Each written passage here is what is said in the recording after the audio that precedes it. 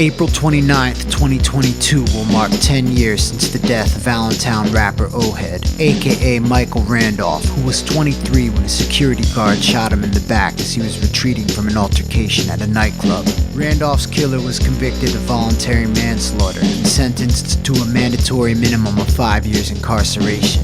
But in 2015, a Pennsylvania Supreme Court decision enabled the judge to re-sentence the convicted man, freeing him after just 2.5 years.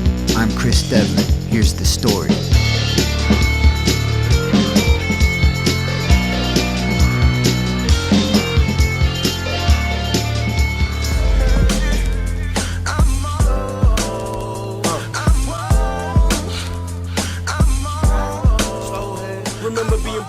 In the first episode of this two-part podcast, I'm giving you the straight facts of what happened.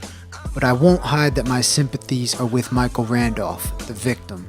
I'm also not going to speculate as to what the killer, Andrew Gesslein, who claimed self-defense, was thinking when he shot Randolph.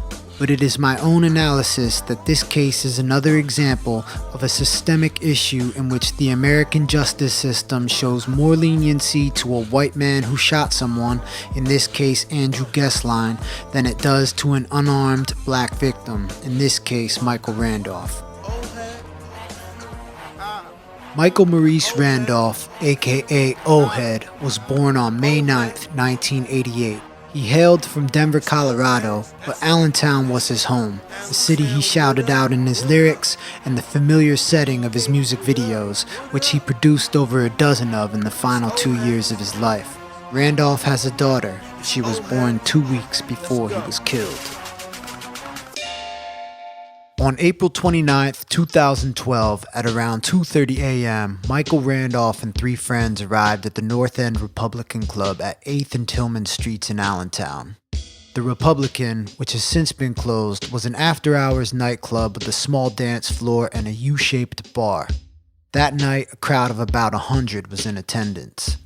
Andrew Gesslein, who was working security at the club's back door, denied entry to Randolph's group. For about 20 minutes, Randolph and his friends stood outside the door shouting in at Gesslein. Eventually, following behind another patron being let in, Randolph and his friends pushed their way through the door. Surveillance footage appears to depict that much of the story, but witnesses provide differing accounts as to what happened once the men were inside, where there were no surveillance cameras. During his trial, Gesslein testified that after forcing their way in, Randolph's group attacked him. He said he backed away and drew his gun, at which point Randolph and his friends ran back toward the door. Gesslein said he saw Randolph stop and reach for his waistline. Gesslein fired 3 shots, striking Randolph in the back, the abdomen, and the back of his right thigh. Several witnesses described an altercation inside the bar, but only Gesslein testified seeing Randolph reach for a gun. One witness testified that she exited a side door after hearing the shots and came to the back of the building where she saw Randolph on the ground. She performed CPR as a crowd gathered and police arrived.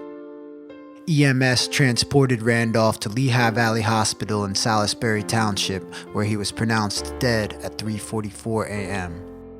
Police found no gun on Randolph.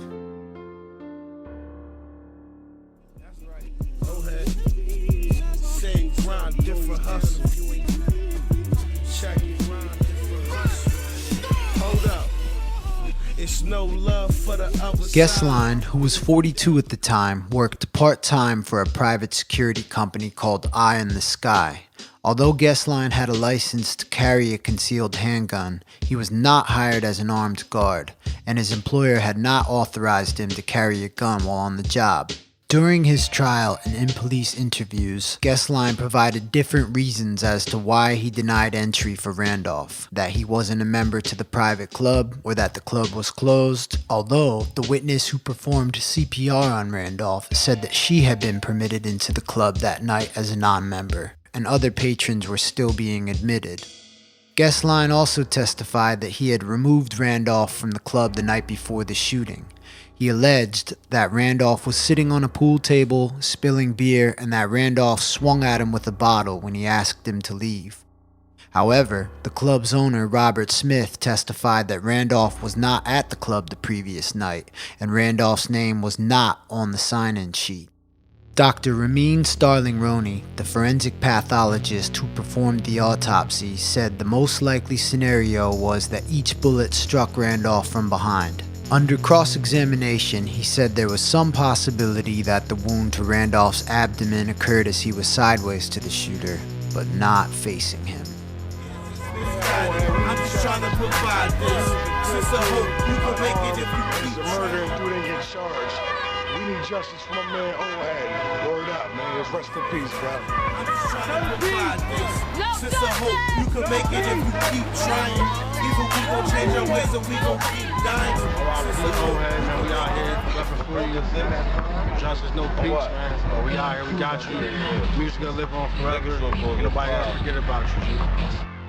Those are the sounds of demonstrations held by Randolph's family, friends, and supporters calling for justice and for Gesslein to be arrested. 5 weeks after the killing, the state charged Gesslein with voluntary manslaughter. Randolph's supporters were upset that Gesslein was not charged with murder. District Attorney Jim Martin said the reason Gesslein wasn't charged with a more serious crime was because authorities could not prove or disprove whether Randolph reached for a gun.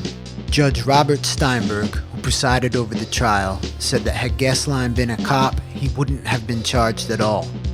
In part 2, we'll look at how the court joined the defense in putting Randolph's character on trial using his music against him, and how after Gesslein was convicted of manslaughter, a Pennsylvania State Supreme Court decision regarding mandatory minimum sentences enabled Steinberg to free Gesslein from prison after he served just half of his sentence.